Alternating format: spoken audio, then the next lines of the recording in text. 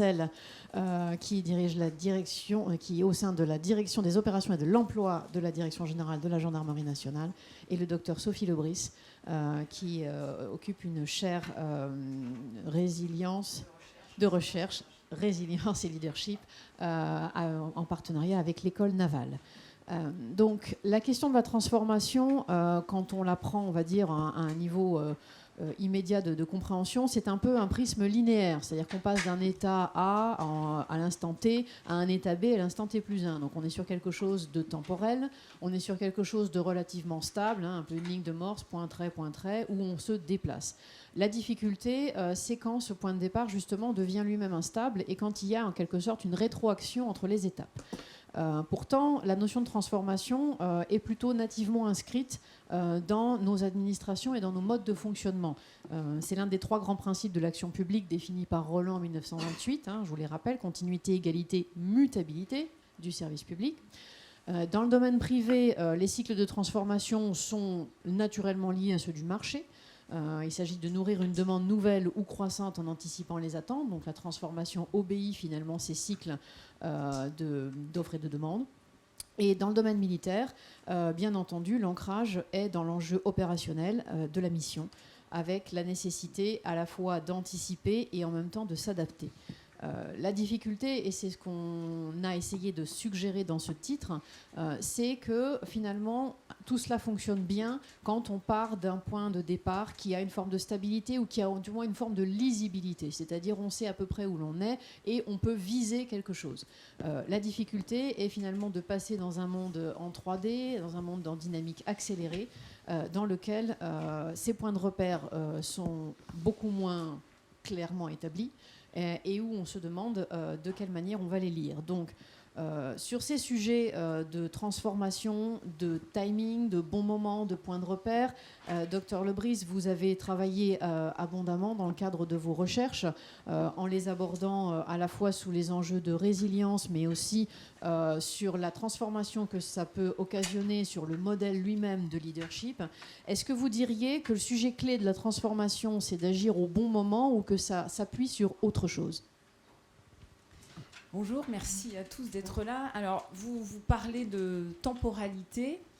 Alors, je vais revenir au sujet et face à ces temporalités, il y a les menaces. Et hier, j'ai beaucoup apprécié le discours inaugural du ministre de la Défense et de son homologue qui parlait de différents types de menaces non visibles à l'œil nu qui, du coup, augmentent l'inconnu et le degré d'incertitude. Alors justement, ce degré d'incertitude, sachant qu'en fait ces menaces peuvent venir de différents points, ça augmente aussi le degré de complexité, ce qui fait que l'on vit depuis au moins la crise Covid dans une succession de crises. On appelle même ce contexte la permacrise, le fait que cette crise devienne permanente. Donc ça place le décideur, les décideurs et les organisations dans des contextes où ils vont devoir non seulement se transformer, parce qu'en fait c'est l'aboutissement d'un cycle de la capacité de résilience, mais aussi s'adapter. Et si je reviens au niveau de temporalité, en amont, anticiper. Alors, l'enjeu, c'est que face à ces menaces, justement, face à cette incertitude croissante, et l'enjeu, c'est d'éviter de toucher ce qu'on appelle, nous, au sein de la chaire résilience et leadership, pardon, ce seuil d'irréversibilité critique, c'est-à-dire ce point de rupture. Alors, je vous ai fait un petit schéma pour vous montrer, en fait. C'est la slide d'après, si c'est possible de la... Alors, voilà, la capacité de résilience, donc, elle a 3 phases. Alors, on va peut-être remontrer la première, la phase précédente. Donc, la capacité de résilience organisationnelle, c'est la capacité d'une organisation, à anticiper, c'est-à-dire se préparer, détecter, par exemple, des signaux faibles. 2, quand la crise survient, eh bien, c'est la nécessité de s'adapter, c'est-à-dire lutter contre des formes de rigidité, j'y reviendrai. La rigidité, par exemple, peut être le poids des règles. Le ministre de la Défense hollandais en a parlé hier, la législation, le poids de la législation qui finalement contribue à un carcan. Ça, c'est la deuxième phase, quand la crise est en cours. Et la troisième phase, l'enjeu, et donc d'où le terme transformation, c'est une phase de capitalisation et d'apprentissage. Donc 3 phases dans la capacité de résilience organisationnelle, évidemment, qui sous-tend des adversités qui peuvent être internes ou externes. Ça veut dire que, en fait, l'enjeu, c'est de se préparer, pas quand la crise survient, mais largement en amont pour être capable, en fait, de renforcer cette capacité de résilience. Donc, si vous montrez le slide suivant, l'enjeu, c'est d'éviter, vous voyez, une crise, ça peut être aussi une fenêtre d'opportunité. Soit la catastrophe est bien gérée, et du coup, vous êtes en mesure aussi peut-être d'apprendre, grâce au retour d'expérience, que font très bien d'ailleurs les armées, et éventuellement de se transformer en termes de compétences, mais aussi peut-être en développant de nouvelles activités, comme le font par exemple les entreprises. Mais surtout, c'est d'éviter de toucher ce point de rupture, ce qu'on appelle le seuil d'irréversibilité critique. Parce qu'une crise mal gérée devient une catastrophe. Donc l'enjeu, c'est ça. Je vous parlerai donc de cet enjeu de développer des capacités de résilience, et également largement développé par les intervenants experts à côté de moi. Voilà. Merci beaucoup, docteur. Du coup, si je vous suis bien, il y a une dimension de planification dans la transformation, et elle sous-tend cette question de réactivité. Amiral, quand on est en charge des ressources humaines au sein du ministère de la Défense, vous avez donc un enjeu à froid qui est d'anticiper la capacité à réagir, et en même temps un enjeu à faire face à quelque chose qui va vous tomber dessus, une actualité pour laquelle il faudra savoir mobiliser des leviers très rapidement. Oui, merci, bonjour à tous. Effectivement, au ministère des Armées, on se prévaut d'une certaine capacité de planification, d'être toujours en mesure de faire face. Donc on a des plans. Maintenant, le terme de transformation, il ne faut pas non plus se mentir. On en a tiré un moment pendant les phases de dividendes de la paix, de déflation. C'était... Allez, je vais utiliser une expression de marin, de toile de pudeur, ce sera peut-être difficile à traduire, mais la transformation, ça servait à accompagner la réduction des effectifs.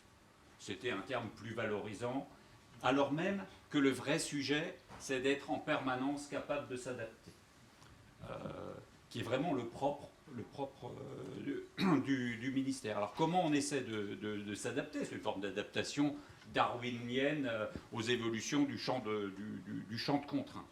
Alors on le fait à froid, et là c'est toute la démarche qu'on mène avec les armées, avec la DGA, dans la réflexion capacitaire. Alors on utilise un acronyme, on aime bien ça dans les armées, on appelle ça le DORES.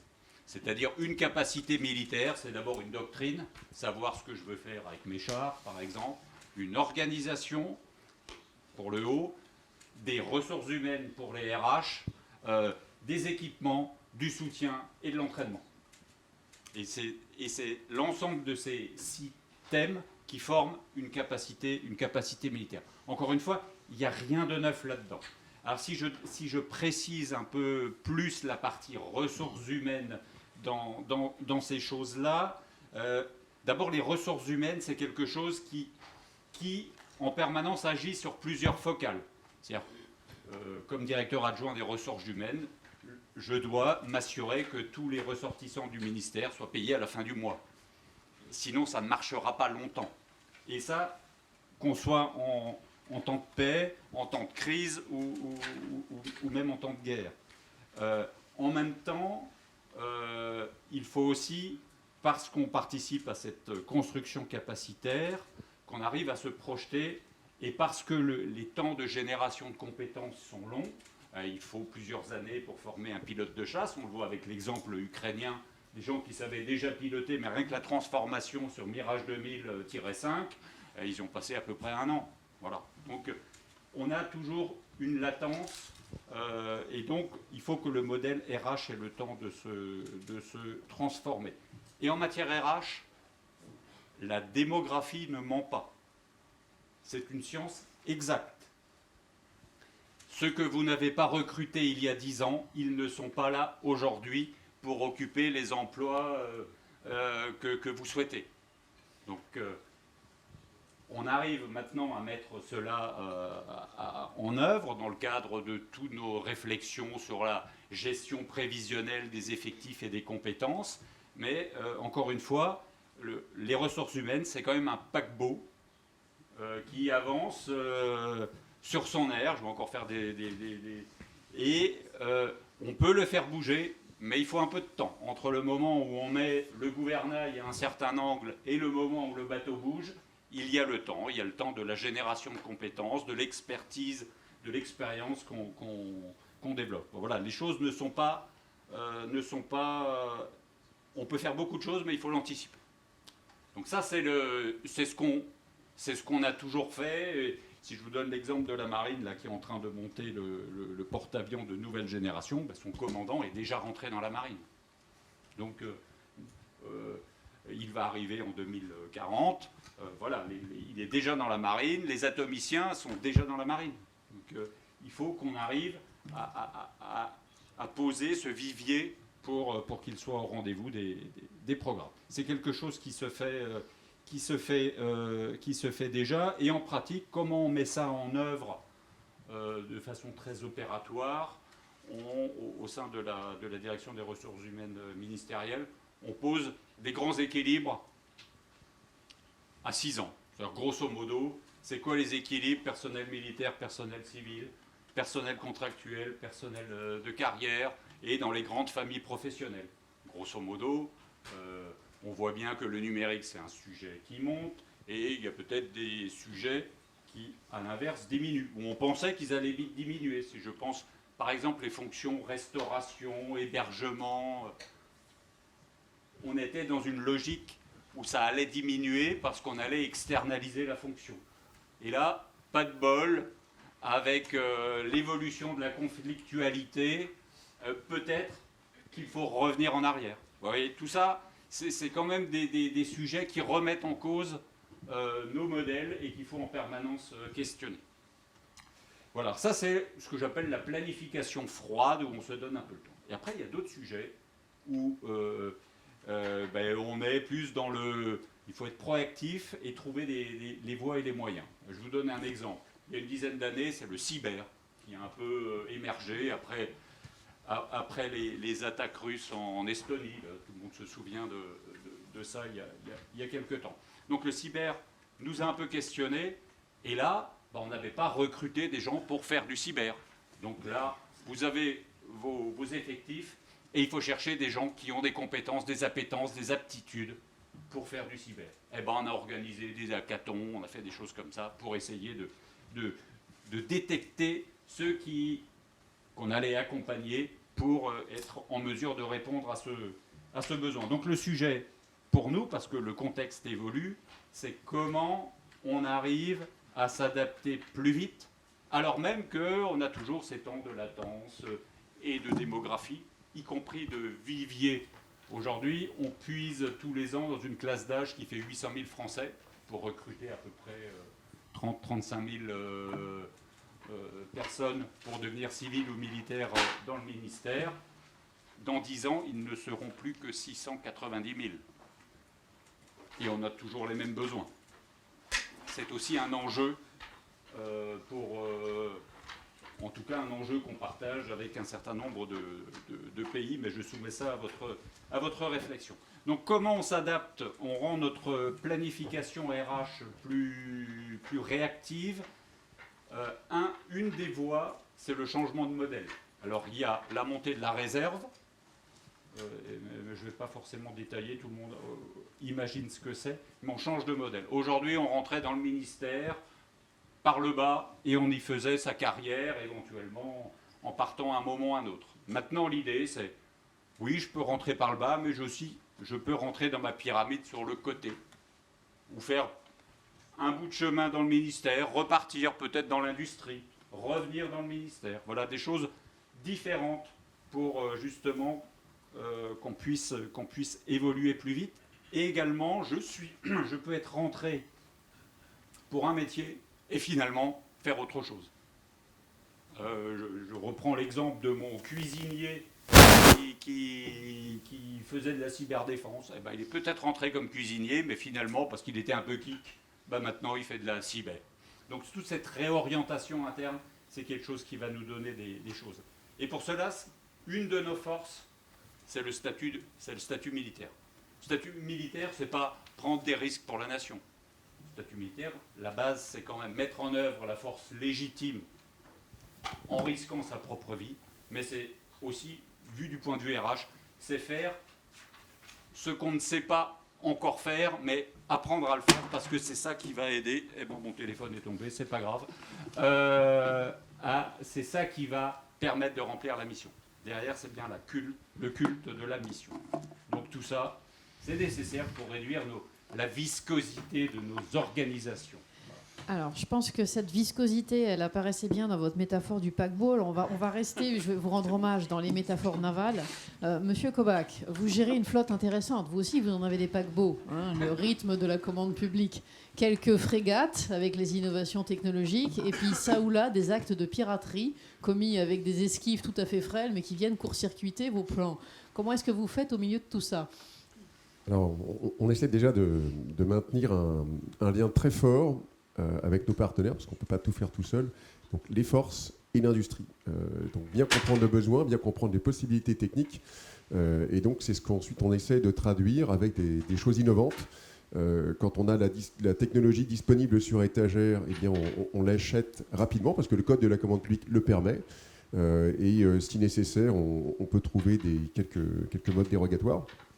Donc on travaille sur ce qui est disponible sur étagère, et puis on essaie également d'adapter au plus vite. Et donc notamment, on a mis sur pied une force d'acquisition réactive, donc, qui n'est pas une organisation, mais qui est plutôt un mode de travail entre les armées et la DGA, et évidemment, in fine, les industriels, pour pouvoir délivrer au plus vite des capacités lorsque la contrainte de temps est maximale. Et l'exemple que vous citez sur la lutte anti-drone en mer Rouge, il est capital. Il faut qu'on puisse détecter ces drones. Et donc là, on a lancé une opération très rapide pour pouvoir mettre des capteurs optiques et équiper ça donc, sur des frégates. Donc ça, c'est un exemple.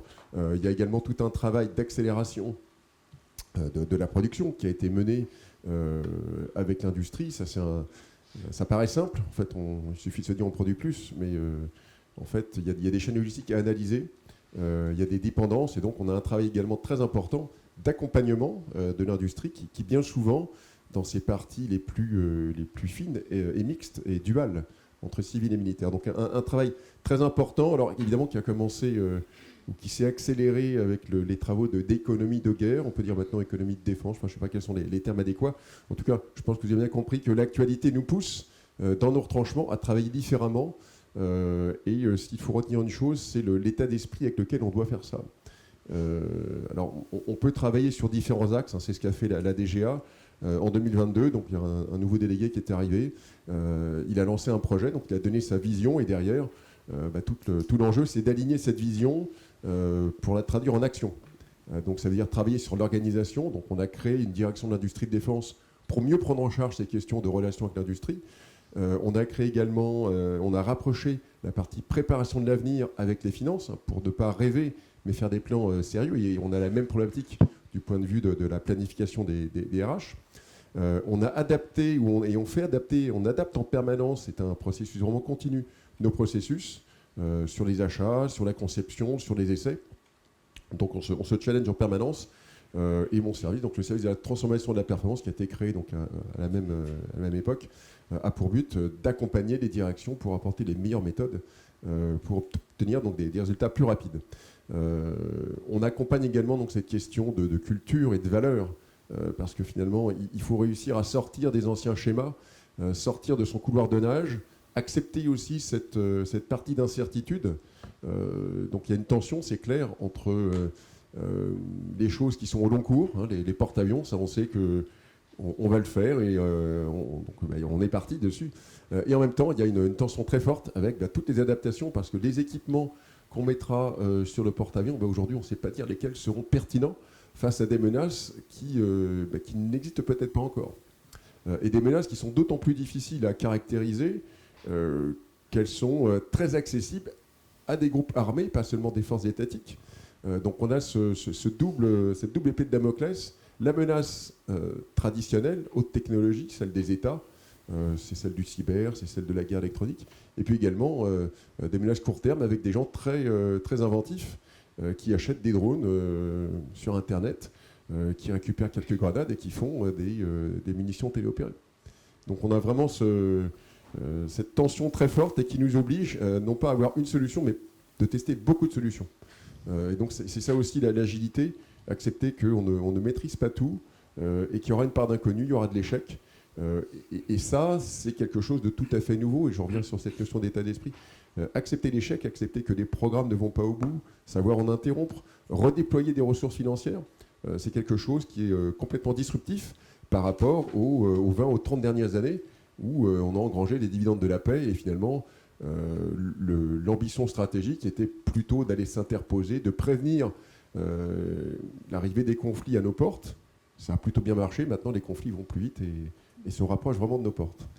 Alors, avant de passer la parole au général Valencial pour avoir votre point de vue, celui de la gendarmerie sur ces questions de modification de la menace et la réponse des organisations, je voudrais revenir un instant avec vous, docteur Lebris, sur cette question des zones d'incertitude. Vous avez expliqué dans vos recherches que finalement la capacité à faire face à cette dimension d'incertitude faisait appel à ce que vous nommez des ressources latentes. Est-ce que vous pourriez nous en dire un petit peu plus ? Oui, alors on va montrer le modèle de Reason parce qu'en fait, effectivement, les aéros doivent connaître ça, les militaires d'ailleurs. Le modèle des Reason, je pense que c'est la slide suivante. Voilà, Reason, c'est un chercheur qui est très connu, qui a travaillé notamment sur l'erreur aussi, et qui nous explique qu'en fait, que très rarement, une catastrophe est le fait d'un seul événement. Voilà, Tchernobyl, typiquement, il y avait de toute façon, au niveau, ils n'étaient pas aux normes, au niveau des revêtements en fait, des réacteurs, déjà c'était des revêtements qui n'étaient pas aux normes. Donc en fait ça constitue, hein, vous voyez à gauche, sur votre gauche, des conditions latentes pour que, en fait, au moindre problème, ça se passe. Enfin, en fait, ça constitue un terreau très défavorable déjà. Et Reason explique que, bien, à ces conditions latentes, eh bien, peuvent s'ajouter des conditions actives, une prise de décision erronée, typiquement Challenger. La température pour autoriser le décollage de la navette Challenger, en fait, était trop élevée. Donc c'est un joint qui a fondu, tout simplement. Voilà. Mais en fait, ce sont des conditions actives, c'est-à-dire qu'on déroge aux normes et à un moment donné, on active. Voilà, il y a une décision en l'occurrence qui fait que, en fait, Reason l'explique par ces tranches de gruyère. En fait, peu à peu, on franchit en fait des barrières, des pare-feux, ces fameuses tranches de gruyère, qui vont du coup aboutir à une catastrophe. Alors nous, au sein de la chaire Résilience et Leadership, effectivement portée par l'école navale, l'université de Brest et de Rennes, eh bien, on travaille par effet miroir parce qu'on va s'intéresser, alors plutôt que de travailler, et c'est un peu l'approche de Reason, en identifiant les sources de dysfonctionnement, les erreurs, en fait, on s'intéresse, nous, au sein de la chaire, aux leviers. Qu'est-ce qui fait que ça marche ? Un porte-avions, par exemple, c'est ce qu'on qualifie d'organisation hautement fiable. Potentiellement, il fonctionne avec le nucléaire. Il y a, sur un porte-avions français, plus de 2500 personnes, des aéronefs qui décollent, atterrissent, enfin bref, dans des conditions très dégradées. Donc potentiellement, c'est un système où la catastrophe est probable, hautement probable. Et pourtant, voilà, il y a très peu d'incidents. On qualifie ce type d'organisation hautement fiable qui ont en fait une performance anormalement continue. Voilà. Donc nous, au sein de la chaire, eh bien, on a pris cet angle de vue en essayant de chercher les leviers, qu'est-ce qui fait que ça fonctionne. Voilà. Donc par effet miroir, schématiquement, je vous montre ce que l'on fait, on essaie de se dire, est-ce qu'il n'y a pas des ressources latentes, justement, et des ressources actives qui permettent non pas de contribuer à une catastrophe, mais au contraire d'améliorer de fait qu'on va s'en éloigner, de s'éloigner de ce point d'irréversibilité critique dont je vous parlais tout à l'heure. Et ces ressources latentes, c'est typiquement, par exemple, au niveau humain, dans les armées, c'est la réserve. Voilà. C'est-à-dire que, en fait, quand vous n'en avez pas besoin, vous avez des ressources qui sont là, mais que vous êtes capable d'activer très rapidement pour rentrer en résilience quand la crise survient. Voilà. Et donc, alors vous pouvez avoir des ressources actives aussi, c'est typiquement ce que vous disiez, Amiral, des compétences en cyber, parce que vous savez que vous en avez besoin, mais vous avez un vivier. Et donc, en fait, il faut penser ces ressources latentes, évidemment, largement en amont, en termes certainement de compétences, de vivier aussi, par exemple, des entreprises qui ont besoin, qui savent que, de toute façon, la technologie, l'IA, etc., maintenant, dans les ressources, forcément, vous aurez des compétences très à l'aise avec cette technologie, la blockchain, etc. Donc, en fait, il faut penser en amont. Donc, Ces ressources d'attente, je vais dire que c'est presque un levier très fort des armées, dont peuvent s'inspirer d'autres types d'organisations que sont notamment des entreprises qu'on qualifie pour le coup d'organisations naïves, parce qu'en fait, elles ne savent pas qu'elles font de la résilience, contrairement au type d'organisation dont je vous parlais, que sont les organisations hautement fiables, représentées ici. Merci beaucoup, docteur Lebris. Alors, Général Valincey, vous dirigez le pôle de stratégie capacitaire au sein de la direction des opérations et de l'emploi. Comment est-ce qu'on fait en gendarmerie pour avoir cette fiabilité dont parlait le docteur Lebris, pour faire face à ces menaces qui se déplacent quand on est en responsabilité sur 96% du territoire? Bonjour à tous. Le socle principal repose avant tout, si vous voulez, sur une méthode que l'amiral a bien développée. La première chose, c'est quelle est la mission. Concrètement, on n'est pas là pour exister pour nous-mêmes, on est là parce qu'on a un service à rendre à la population. Et clairement, on part de la mission. Alors là, sur la diapo, je vous ai mis 5 bulles qui représentent les principales missions de la gendarmerie que l'on pourrait détailler. J'insiste simplement sur l'intervention de la défense parce que ça va du gendarme qui va intervenir sur un cambriolage jusqu'au GIGN qui interviendra sur une attaque terroriste, par exemple, ou une prise d'otage. J'insiste un peu aussi sur la gestion de crise, parce que, comme l'a dit l'amiral, clairement, ce qui fait la force, c'est le statut militaire, le fait d'être militaire. En phase de crise, lorsque tout tombe, je pense notamment aux événements calamiteux comme à Mayotte ou à La Réunion, c'est le statut militaire, les moyens militaires, la force militaire qui va permettre à l'État de pouvoir passer la crise. Ça, c'est essentiel par rapport à ses réseaux radio, par rapport à la disponibilité de ses personnels. La gestion de crise nécessite aujourd'hui de s'adapter en permanence. Vous l'avez bien vu dans les différents éléments, les différents contextes depuis plusieurs années. Il y a à la fois les éléments calamiteux, mais il y a également les mouvements insurrectionnels comme la Nouvelle-Calédonie, le feu dans les banlieues et puis aussi l'attaque terroriste qui est permanente. Il faut simplement aujourd'hui, pour s'adapter par rapport à ces missions, savoir où on positionne le curseur en fait. Entre la sécurité publique et le combat aux côtés des armées, le bond est énorme. Le bond est énorme et il faut à permanence s'adapter. Et s'adapter, c'est pas un choix, c'est que c'est impératif. Sinon, vous n'êtes pas au rendez-vous. Alors ça, c'est le quoi, vous voyez. Et c'est ensuite, il y a le contre-qui, c'est-à-dire quelles sont les 3 grandes menaces. Alors, je vous ai fait 3 paquets, on pourrait en faire une dizaine, mais simplement pour faire au plus simple, 3 menaces qui sont prégnantes pour la gendarmerie, qui sont en permanente évolution. D'abord, la délinquance, qui va de la crime organisée, je pense que c'est un grand débat en ce moment. La délinquance qu'on ne voit pas, la cybercriminalité. Clairement, vous avez vu il n'y a pas très longtemps une prise d'otage suite à une attaque cyber avec des fonds qui ont été demandés par le cyber. C'est comme ça qu'on remonte jusqu'au preneur d'otage par le cyber. Vous voyez, ça c'est quelque chose qui n'existait pas il y a seulement 5 ans. Les grands mouvements de contestation qui nécessitent beaucoup de moyens, à la fois pour faire du maintien de l'ordre, à la fois pour faire du rétablissement de l'ordre. Et puis ensuite, bien sûr, un sujet qui est prégnant, et il est encore plus aujourd'hui, c'est les attaques contre les intérêts vitaux de la nation, que sont les institutions gouvernementales, les installations nucléaires. Essentiellement, si vous n'avez plus de nucléaire, vous n'avez plus rien derrière. Voilà, donc concrètement, on s'appuie là-dessus. Au sein de la gendarmerie nationale, on part clairement du besoin métier. Donc c'est la direction des opérations finalement qui va faire les expressions de besoin. Et puis derrière, nous avons une méthode, c'est la diapo suivante. Vous l'avez bien vu, j'insiste, une capacité répond à une mission. Ce n'est pas un plaisir, bien sûr. Sinon, chacun pourrait se faire plaisir. Et puis derrière, la méthode, c'est le comment. C'est ce qu'expliquait tout à l'heure l'amiral, le fameux DORES que vous voyez apparaître. Et il y a 2 approches finalement sur cette méthode par rapport à ces menaces.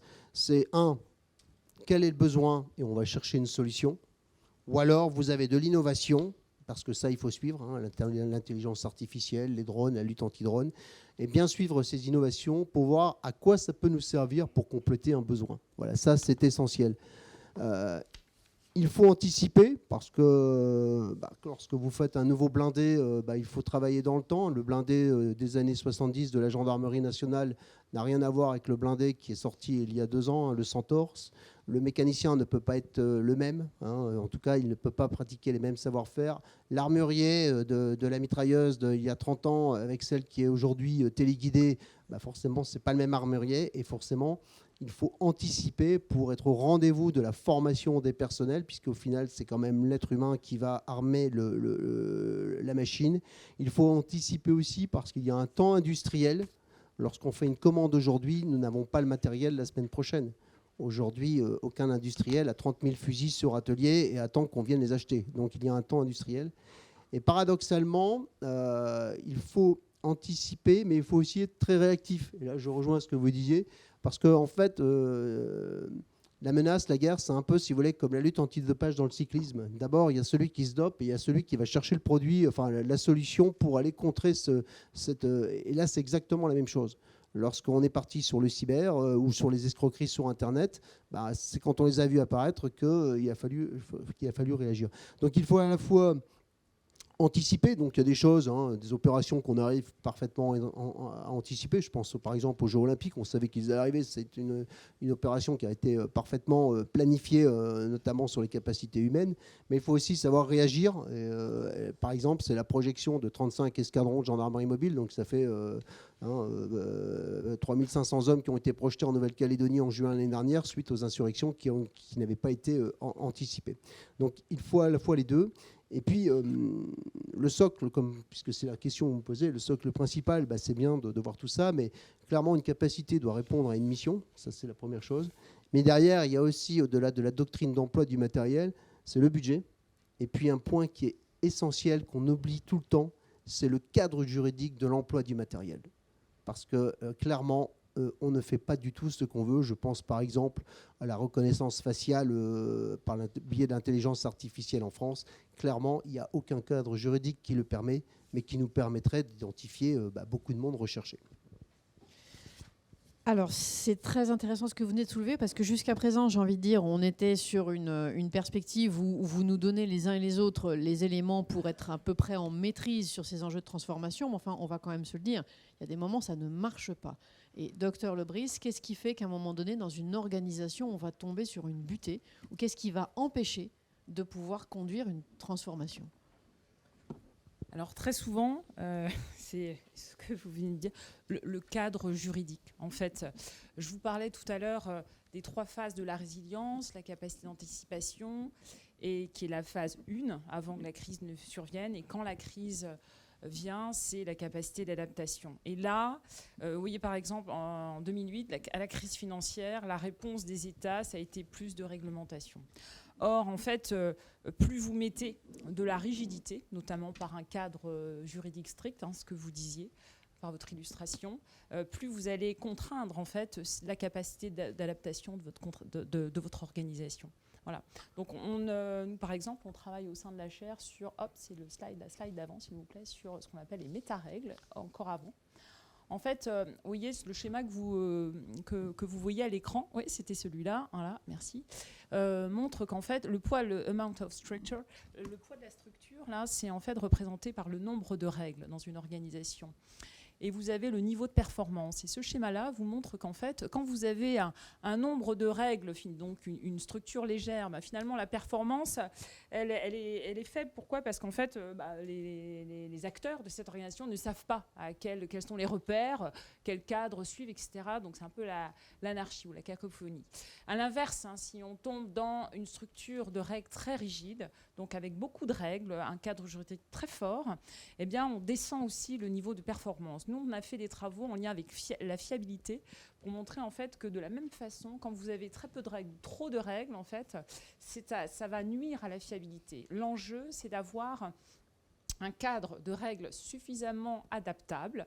Et donc là, on travaille sur l'approche par les méta-règles. Les méta-règles, si vous pouvez montrer la slide suivante, en fait, c'est des niveaux de règles supérieurs. Dans une organisation, en gros, vous devez avoir des grands principes, voilà, qui permettent en fait de définir un cadre qui puisse en fait laisser l'organisation, si besoin, voilà,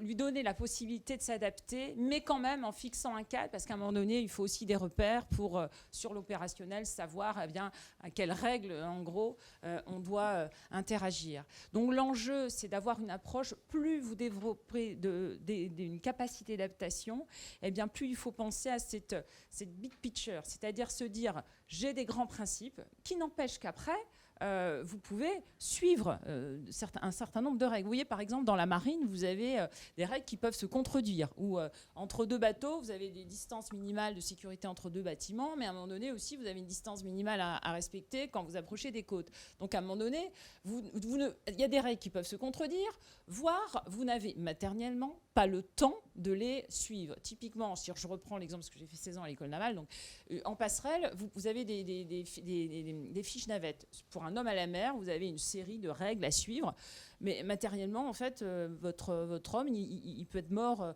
d'hypothermie parce que vous avez suivi le nombre de règles, c'est très bien, vous avez savu, mais en fait, c'est trop tard. Voilà, donc en fait, on avait travaillé sur ça, alors ça piquait un peu quand j'arrivais en passerelle faire des observations, et on avait vu en fait, en prenant quelques points de repère, justement, en travaillant sur cette approche par les méta-règles, et qu'on augmentait le niveau de fiabilité.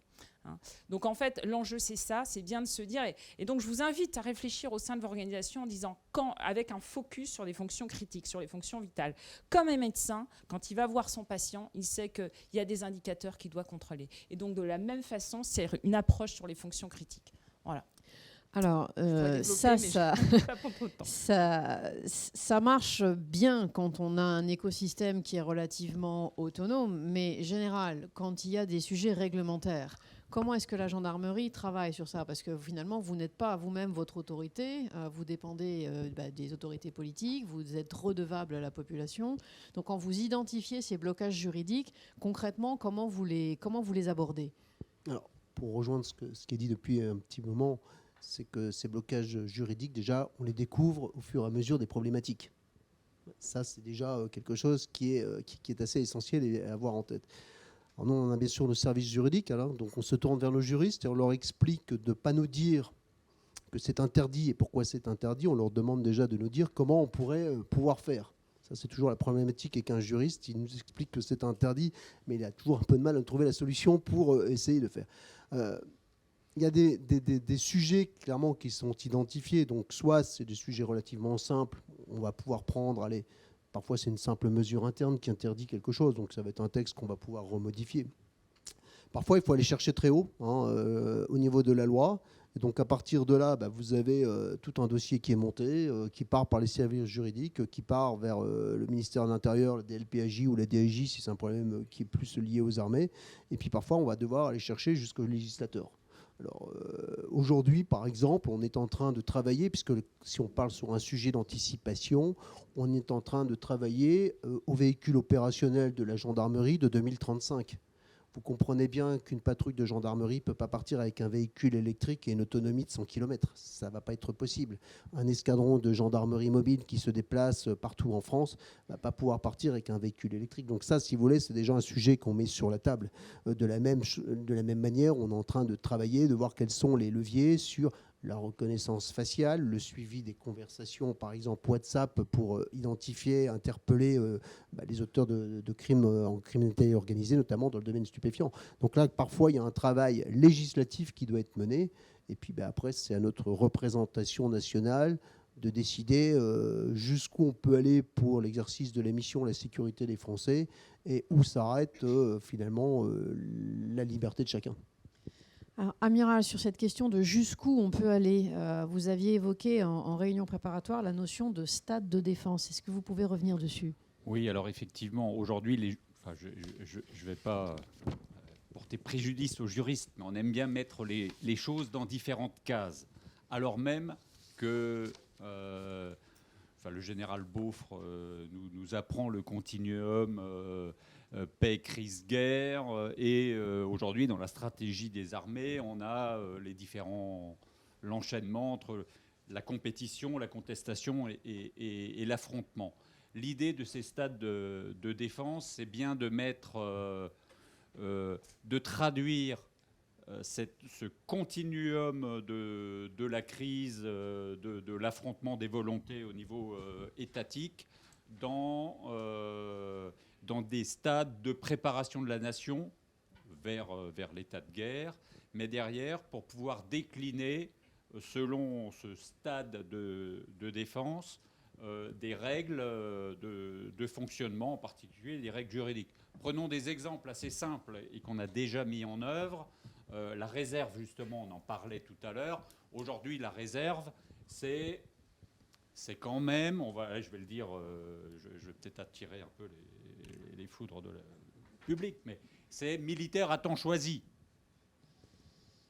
Voilà, c'est quand même un peu ça. Alors on peut, sur rappel par décret signé du Premier ministre, faire revenir les réservistes au statut général de la pleine disponibilité du militaire, mais sinon, on est quand même dans un dialogue entre l'employeur et le réserviste. Est-ce que vous êtes disponible? Est-ce que vous pouvez venir, s'il vous plaît? Voilà. Alors que, peut-être, pour assurer de la réactivité, mais ça peut être intéressant de voir comment font les gendarmes, parce qu'ils ont aussi un tissu très, très dense de réservistes, à un moment, il faut dire, voilà, maintenant j'ai besoin de vous, on vous siffle et vous venez. Voilà, donc ça, c'est en fonction des stades de défense, on pourrait déléguer plus facilement, sans passer par le Premier ministre, ce rappel des réservistes. Alors, en général, mais on pourrait avoir la même chose pour d'autres règles, des règles sur le temps de travail, sur est-ce qu'il faut un permis de construire si je veux construire une infrastructure liée à une capacité militaire. Est-ce que je dois, je vais continuer par exemple, la vigie à l'île Longue, où il y a des fusiliers marins qui protègent l'île Longue, est-ce qu'il faut un accès PMR? Aujourd'hui, ce sont des choses concrètes dans lesquelles on est. Peut-être que ce n'est pas nécessaire. Ou de mettre des ombrières sur les parkings avec des panneaux solaires. Enfin voilà. Donc les stades de défense, ça permet de revisiter tout ça. Et cette réflexion, elle est partie aujourd'hui de l'état-major des armées. Et on est en train de discuter avec le secrétariat général de défense nationale pour essayer d'en faire un cadre plus vaste, vraiment de mobilisation de la nation au sens le plus large possible pour faire face aux menaces. Alors, cette interprétation créative de la norme, amiral, vous n'avez pas prononcé le mot, mais enfin, ça s'appelle dérogation, quand même.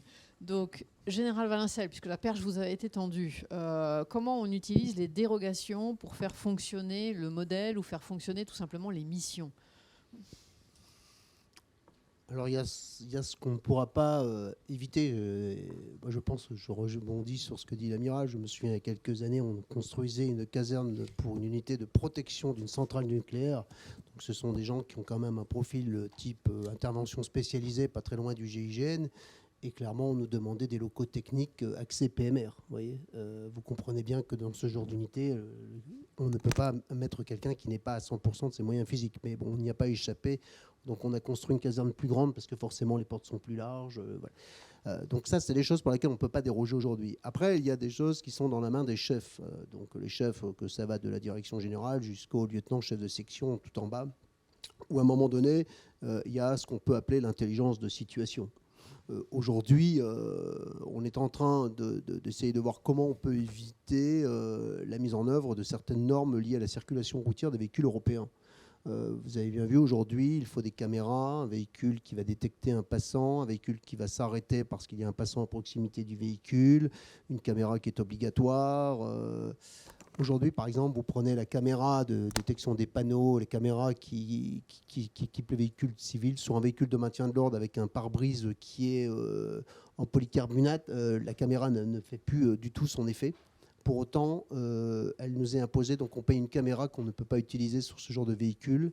Et on a des systèmes où le véhicule va se mettre en arrêt parce qu'il y a un piéton à proximité du véhicule. Vous comprenez bien qu'au maintien de l'ordre, quand vous avez un escadron de 100 personnes qui est en train de progresser avec les véhicules, ça peut être compliqué si le camion n'avance plus parce que la troupe est en train de marcher à côté. Voilà. Donc là, si vous voulez, ça devient de l'intelligence locale, c'est-à-dire que nous, aujourd'hui, avec les constructeurs en amont, on s'assure qu'on peut désactiver le système et on le désactive d'initiative. Et concrètement, il faut qu'on arrive, quel que soit le niveau, bien sûr, de la mesure qui est choisie, c'est mesurer le risque et puis à un moment donné, voir ce qui est nécessaire, voir ce qui est acceptable et puis prendre les adaptations qui sont essentielles. Voilà. Aujourd'hui, on en est là, c'est qu'on est quand même bloqué par beaucoup de normes. Et tout ce qu'on peut prendre à notre niveau, on le prend à notre niveau. Aujourd'hui, vous avez, lorsque vous avez un véhicule, enfin les véhicules de demain en gendarmerie, on doit s'assurer que lorsqu'on va mettre le gyrophare, les systèmes de sécurité vont être arrêtés. Sinon, le véhicule n'avance plus, le régulateur bloque le véhicule. Enfin, on est sur ce genre de choses. C'est quand même, là, on est, je ne vais pas dire qu'on marche sur la tête, mais concrètement, donc tout ce qu'on peut couper ou tout ce qu'on peut prendre à notre niveau, on le prend et puis chacun l'assume à son niveau, quoi. Alors, justement, Monsieur Kobach, est-ce qu'on met la prise de risque dans les cahiers des charges quand on est à la DGA? À la DGA, la prise de risque, elle est permanente. En fait, dès lors qu'on est dans la construction, dans la fabrication, dans la conception de systèmes qui n'existent pas, il y a déjà une prise de risque technique. Et donc ça, elle est complètement inhérente à notre activité. Pour reprendre l'exemple du porte-avions, c'est un système qu'on va découvrir presque quand on va, en même temps qu'on va le concevoir. Donc évidemment, on va avoir des surprises techniques parce que la vie technique, elle est aussi composée d'aléas. Et le meilleur moyen d'y faire face, alors pour nous, dans le domaine technique, c'est de l'expertise, c'est de bien connaître les systèmes, de bien connaître les technologies, mais c'est vrai également dans le champ du juridique. On a cette contrainte d'accélérer les acquisitions, à nous de bien connaître le code de la commande publique qui permet un certain nombre d'exemptions, et à nous également de travailler avec le législateur pour anticiper toutes ces clauses défense qui vont nous aider. Dans le cadre de la LPM, par exemple, il y a des articles qui ont été posés qui permettent de mettre des réquisitions chez les industriels et d'avoir des stocks prépositionnés qui nous permettront d'accélérer les productions. Donc, je dirais qu'il y a toujours cette dualité anticipation, adaptation réactive, mais la force des armées, c'est quand même d'anticiper et de tirer le rétex chaque fois qu'il y a une crise. Et le rétex, c'est de faire évoluer les pratiques, faire évoluer les référentiels industriels et surtout donc continuer à bien dialoguer. Il y a cette question que citait le général de hiérarchisation un petit peu des risques. Quand on est en opération, peut-être qu'on peut avoir une tolérance au risque qui est plus élevée que quand on est au quartier d'entraînement. Aujourd'hui, est-ce qu'on tolérerait qu'un jeune gendarme soit écrasé par un véhicule qui recule? Non, on aurait un procès, ce serait terrible. Et ça donnerait en plus une très mauvaise image. Donc on doit vraiment être aussi adaptatif dans notre manière d'appliquer les règles, donc avoir ce rapport coût-efficacité qui doit nous guider, et un dialogue aussi fort entre ceux qui conçoivent et ceux qui utilisent les matériels. Pour donner un exemple, donc à la DGA, on est en charge de la navigabilité des aéronefs. Donc on doit s'assurer que les avions qui volent ne vont pas tomber par vice de conception et donc ils sont bien conformes à ce qu'a prévu leur concepteur. On a eu un cas d'une machine assez grosse qui a été endommagée, qui a été bloquée au sol très loin dans le Pacifique. Bon, il est évident qu'on ne va pas la réparer sur place. Comment on fait? Et là, il y a un travail qui a été fait entre le responsable technique, chez nous l'expert, le top expert, le master expert et les forces pour regarder est-ce qu'il est acceptable de faire voler cet A400M avec certaines défaillances que je ne détaillerai pas, mais est-ce que le risque est acceptable? Et donc là, il y a un dialogue entre l'autorité de conception, celui qui connaît bien sa machine, l'autorité technique, donc ça c'est le rôle de la DGA qui regarde l'adéquation et la capacité à utiliser la machine de manière sécurisée, et l'autorité d'emploi qui, in fine, a la responsabilité des gens qui servent l'appareil. Voilà, donc ce dialogue, il est vraiment capital et à la clé, il y a la compétence et donc on retombe sur ces questions de RH, de formation qui sont vraiment clés. Le talent, c'est bien, il en faut. Il faut garder l'esprit et ça, c'est important. Donc il y a aussi de la formation à faire sur cette souplesse, cette capacité à gérer l'incertitude. On est quand même beaucoup plus solide quand on sait de quoi on parle. Alors justement, ça me permet de revenir vers vous, Général. On est plus solide quand on sait de quoi on parle. Est-ce que tout ça, ça ne conduit pas d'une certaine manière à réinternaliser certaines activités, certaines fonctions pour être en pleine responsabilité, par exemple, des spécifications? C'est-à-dire, il y a quand même eu un grand mouvement au sein du ministère de l'Intérieur de mutualisation des achats, des commandes, qui éloigne en quelque sorte des autorités d'emploi la définition d'un certain nombre de matériels. Est-ce que, au regard de la prise de risque que vous évoquez, vous pensez qu'il faut revenir vers un modèle plus central dans lequel finalement l'autorité d'emploi a la main mise sur la définition de ce qu'elle utilise? Alors, je pense qu'il faut tout simplement revenir au fondement.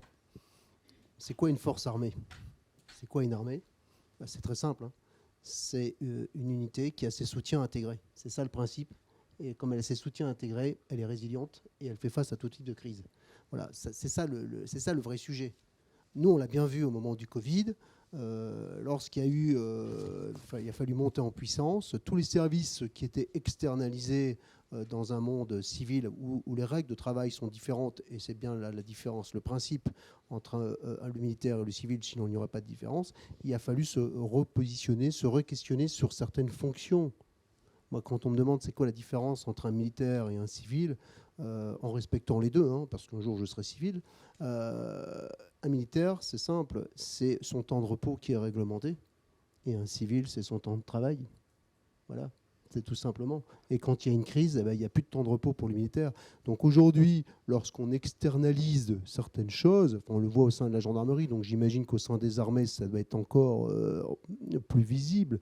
On ne peut pas externaliser des choses, des matériels ou la conception de certains matériels sans avoir la vision opérationnelle derrière. Donc concrètement, et c'est ce qu'on essaye de faire au sein de la gendarmerie, la vision métier des capacités, elle est au sein de la direction des opérations. Parce que le besoin métier, il est aux opérations. Et après, c'est au soutien finance de répondre à l'expression de besoin. Et pour ce qui est externalisé au sein de la gendarmerie, notamment avec la police nationale au sein du CEMI, les fiches d'expression de besoin sont faites par la gendarmerie, par les opérations. Et lorsqu'on n'est pas satisfait, on l'exprime clairement. Malheureusement, on n'est pas à l'abri de mauvaises surprises. Parce que, on le voit bien, certains services vont travailler plutôt sur le coût du matériel que l'efficacité. Les dernières menottes que nous avait choisies le service le CEMI, on les a fait tester en gendarmerie. Bon, au bout de 20 secondes, on arrivait à les ouvrir. Donc on dit, qu'est-ce que vous espérez que tous les gardés à vue arrivent à s'évader l'année prochaine avec la nouvelle paire de menottes? Oui, mais elle n'est pas chère. Oui, elle n'est pas chère, mais elle n'est pas efficace. Voyez. Donc, et c'est là, à un moment donné, le besoin métier est essentiel. Et donc, comme je le dis, il faut trouver toujours l'adaptation entre ce qui est nécessaire, acceptable, l'adaptation permanente, la réactivité permanente, parce que chaque jour, il se passe quelque chose de nouveau. Et puis derrière, le budget et le besoin métier. Mais le besoin métier doit être primordial. C'est ce qui me semble le plus important aujourd'hui. Alors ce discernement, cette capacité à juger ce qui est prioritaire et ce qui peut être laissé de côté, tout ça, ça fait appel au levier du leadership. Docteur, donc je reviens vers vous. Finalement, comment on accompagne les hommes, comment on forme à être capable d'exercer cette capacité de jugement qui doit se faire déjà dans les choix d'anticipation, mais même finalement dans les choix d'usage, dans les choix d'emploi et quelquefois de manière extrêmement rapide. Oui, effectivement, ça a un impact évidemment au niveau RH. Nous, on a étudié au sein de la chaire les modes de leadership résilient. On parlait tout à l'heure de dérogation. Moi, juste pour la petite histoire, mon travail de thèse, c'était à la suite d'un échange avec le commandant qui disait sur une passerelle, en fait, la présence du commandant est requise, mais en fait, quand il s'agit de déroger à la règle, parce que sinon on applique les règles, quoi. Mais c'est justement quand ça devient difficile que là on se dit tiens, du coup, qu'est-ce qu'on fait? Parce que comme vous disiez, il y a une prise de risque. Donc ça veut dire qu'en amont, il faut former à cette capacité de discernement, travailler sur l'intelligence de situation. Et il y a des modes de leadership qui sont particulièrement résilients. Donc on a fait des études au niveau d'une équipe d'urgence et réanimation à l'hôpital d'Angers, puis après ça s'est déployé au niveau des 6 hôpitaux du Grand Ouest lors de la crise Covid. Et en fait, qu'on retrouve d'ailleurs chez les commandos, c'est ce qu'on appelle le mode de leadership distribué. Ça veut dire qu'en fait, il y a une capacité du leader à laisser, à un moment donné, la prise de décision à celui qui est au plus près de la situation, parce qu'il saura l'apprécier en fonction de ses moyens, du contexte, etc. Et donc, en fait, mais ça n'empêche que ce leadership soit repris après par le leader, le numéro 1. Donc, c'est un mode de leadership dynamique, c'est-à-dire qu'il va laisser. Mais ça veut dire aussi que, quand on a dit ça, on a développé des compétences / de l'expertise, parce qu'on ne va pas confier des responsabilités à des novices, entre guillemets, sur l'appréciation précise d'une situation, en plus avec fort enjeu. Voilà, donc ça sous-tend de développer de l'expertise, de développer, donc de recruter aussi en amont.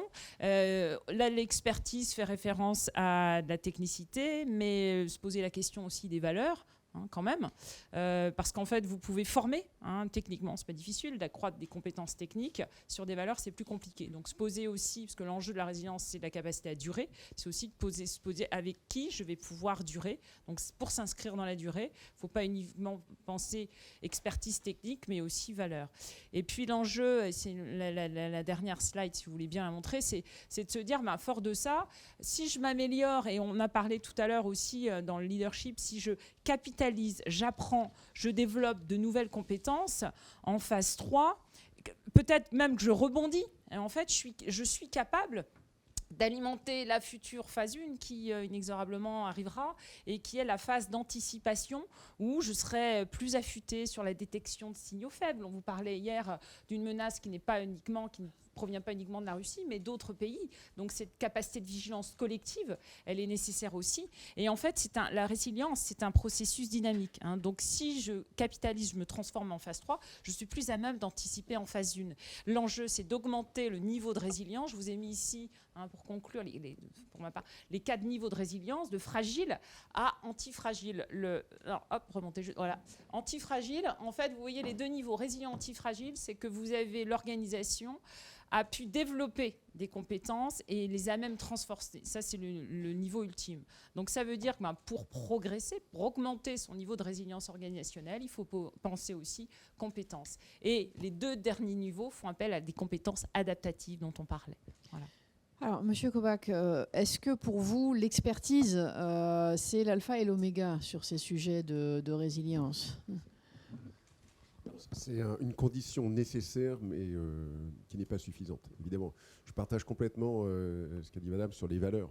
C'est l'état d'esprit qui va permettre que... C'est la volonté d'aboutir qui va permettre justement précisément d'aboutir, de travailler, de sortir du cadre et de trouver la décision intelligente qui accepte la dérogation à la norme ou pas, qui fixe le degré d'ambition aussi, qui fixe le degré de réalisme. Donc c'est absolument nécessaire, mais non suffisant. Alors, Amiral, vous avez eu une formule que j'ai retenue dans la séance préparatoire. Vous avez dit le chef est là pour faire feu de tout bois pour accomplir la mission. Effectivement, le sujet, c'est bien le chef, normalement, c'est celui qui incarne la mission et il doit avoir ce culte de la mission. Et donc, ça se traduit par... Alors, c'est vite des concepts un peu généraux, mais dans les forces morales, c'est quoi? C'est l'audace, la pugnacité, la prise de risque, l'esprit d'innovation. Mais la prise de risque, ce n'est pas le culte du risque, c'est la culture du risque. C'est bien, dans la marine, je vais encore faire une petite image, on dit qu'une manœuvre réussie est une catastrophe évitée de justesse. Je pense que vous l'avez déjà entendu. Parce qu'à la fin, il y a plein de trucs, ça ne peut que merder. Et donc, justement, cette culture du risque, c'est OK, d'accord, ça peut merder. Qu'est-ce qui peut merder? C'est bien parce qu'on analyse les différentes possibilités que ça dysfonctionne, que ça ne se passe pas bien, qu'on va mettre en place les moyens de limiter le risque ou de mitiguer les conséquences lorsque le risque se révèle. Voilà, c'est cette méthode d'analyse de risque, de culture du risque qu'il faut qu'on arrive à inculquer et ensuite que le chef doit faire vivre et être capable de mettre... Et dans cette méthode, c'est quand on sort du cadre, il faut refixer un cadre. D'abord, il faut comprendre la règle pour pouvoir la transgresser. Et si je la transgresse, il faut que je puisse fixer une limite. S'il n'y a plus de limite après la limite, ça devient du n'importe quoi. Et ça, c'est bien au chef de l'incarner et de former les gens pour être capable de faire ça et de sélectionner les chefs sur ce critère-là aussi. Merci beaucoup, Amiral.